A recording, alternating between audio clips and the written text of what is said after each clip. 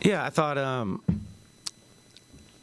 after the first 6 or 7 minutes, I thought we kind of settled in. And it wasn't that we weren't playing hard. I just didn't think we were quite all on the same page and gave up some easy stuff defensively. If we didn't turn them over, I felt like in the first half they were scoring it at a little bit higher clip than we wanted to. And that's something that we've talked about. We can't really be feast or famine, like turn them over or give up baskets. That's not really the way we want to play. And so it's a work in progress, but still going to work through that with these guys just to try to get everybody, all five. You know, it'd be like we'd be pressing and four of them would be working and then they'd throw it over the top and maybe the other one wasn't, you know. And so and then we get in the half court and maybe something similar. Offensively, I thought we got what we wanted most of the night. I think these guys would probably tell you they were fairly comfortable on that end. We'd like to see the threes go in at a little bit higher clip. You know, we're getting a little picky here, but you know we need to be, and we need to figure out ways to get better because we know what's coming here pretty quickly. But to get that many people involved, we did meet quite a few of the goals that we had set pregame, so that was great. We got assists up again, so I love that we're sharing the basketball. We wanted to get 6 in double figures. That's what we talked about. Wanted to shoot it over 50%. So there were some things that we did pretty well. But yeah, proud of them. That was a step for us. I thought we had to get after them a little bit in practice, but I thought we took some steps in practice too. So maybe we'll keep kind of finding this little edge that we need to play with as we move forward. But yeah, I'll leave it at that. Questions for Jordan and Mimi? Mimi, what did you see from this TSU defense that allowed you to attack frequently tonight? What did you see that, you know, you were able to go down low tonight? What was your strategy going into tonight's game? Really just to play hard, and it was a few mismatches. We knew that, like, coming into the game, and I think I didn't start off the game very well, and Coach Kellogg kind of, like, sat me down and gave me a chance to come back in and, like, readjust myself, and just knowing that my presence in the paint is needed. So that was pretty much it.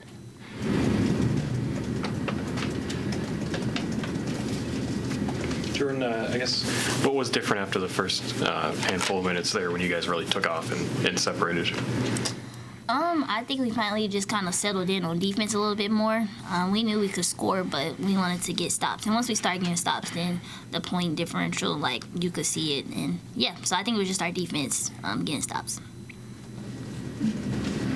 Jordan, surpassing 1,000 points at WVU for tonight, were you aware of closing in on that honor, and did you know which bucket it was or how much you needed or anything like that? No, I mean, I knew in the beginning of the season that I was going to eventually get it, but I had no idea I was that close or it was going to be this game.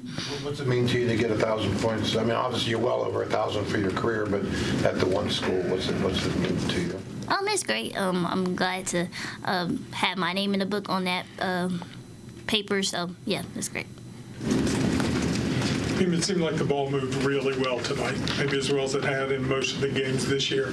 Conscious effort, something emphasized coming in, or was it just the way you all meshed together playing tonight? Honestly, I think it was the loss to Villanova, and we went back and watched the film, and I think that was hard to watch. We did not assist the ball well. We did not move the ball well. And I don't think it was with any intention. It was just more of us. We have a lot of transfers here. We have a lot of connections that's being built. So, after seeing that game, I think we really put an emphasis on, finding the open man. And then, the ball, if the ball's supposed to come back to you, it will. And I think we did a good job of that tonight. And, we're going to continue to build off that. And then it seemed like you were really patient on some of your drives and moves to the basket. Again, a conscious thing, something that coaches have talked to you about, hey, being patient and taking what's there after a move or two?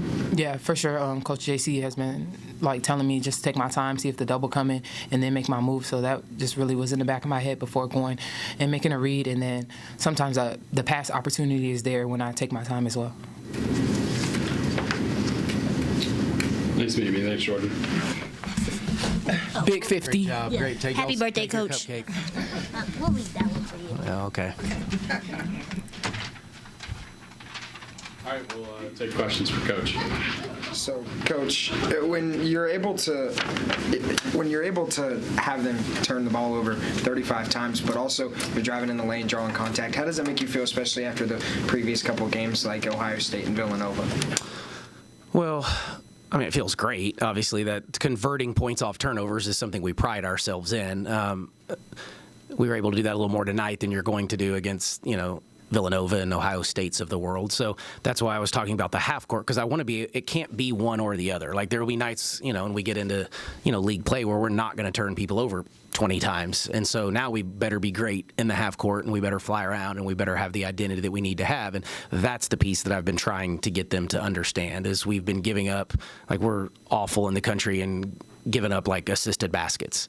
But that's because it's one or the other. We go for the steal. Now we're playing in a number disadvantage. So now they're moving the basketball and they're getting easier baskets. So we got to get back to getting the ball in front, working, keeping it out of the paint, having resistance.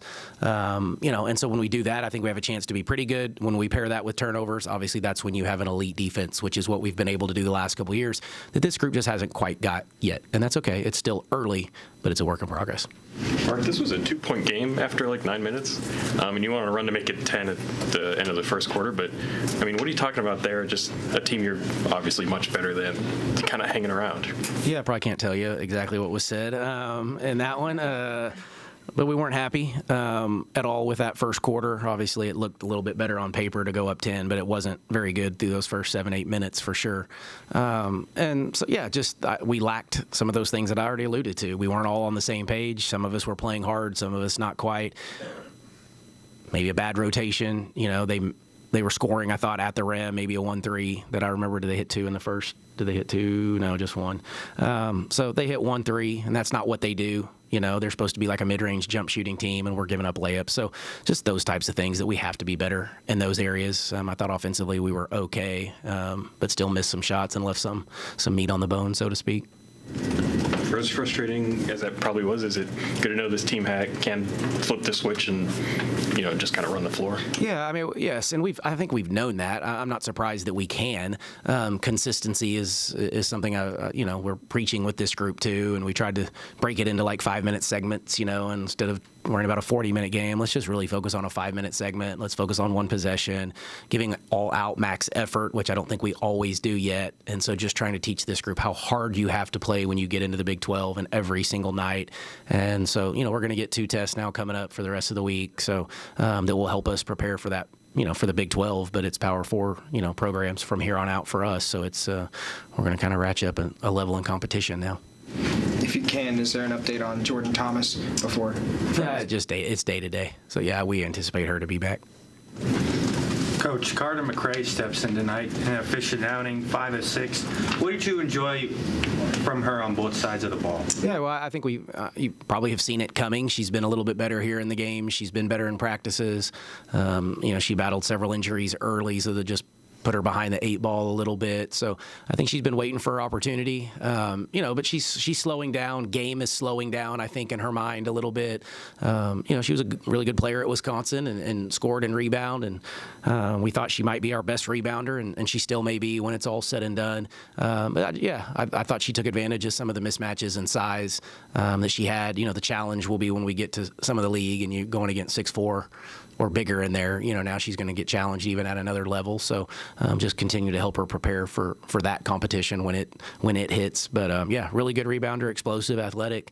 Can put on the floor a little bit, score with her back to the basket. So I think you're just starting to see her full display of the skill set. Coach, you've been with Jordan obviously every step of her career.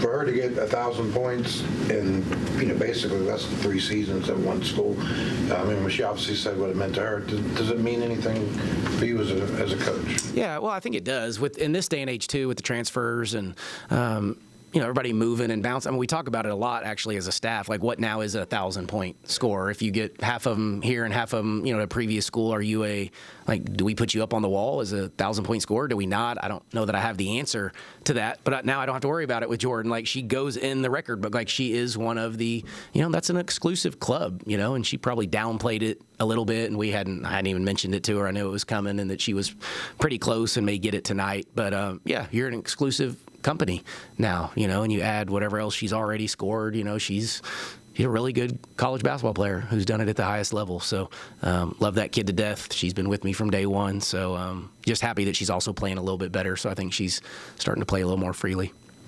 Have you coached on your birthday before? Many times, probably, to be honest. Yeah. I can't remember the last one, but I remember on 40 I did, so 10 years ago, and I do remember that one. It didn't go as well as this one, so. Is that fun or just a distraction or like? I'm not really a birthday guy anyway, so it didn't. I did the exact same thing today I did last week when we played on Monday, so it didn't. Had a few more messages and notifications for Facebook and different things that popped up, which is always fun, and you can reminisce. But I'll get back to some people tonight, I guess, after this one. But also got to turn my attention to Georgia Tech pretty quickly. So business as usual. They've had some struggles, but they're pretty battle tested. How important will this game be for you Thursday? Yeah, really important. Yeah, and I haven't watched them a whole lot at all, to be honest. So I can't give you any real scouting report yet on them. I know they played Norfolk tonight. But yeah, Power 4, new coach, so, they'll be good from what I hear from our coach that has that scout. So it'll be a great challenge for us and level up in competition. And then obviously we get ready to go to A&M too with our, I guess, true and only true road test of the non-conference will come up on Sunday. So 2 big ones coming. Obviously we'll put our full attention to Georgia Tech and get ready for them starting tomorrow morning. You've had a pretty big gap in competition level between some of your wins and then your losses, obviously.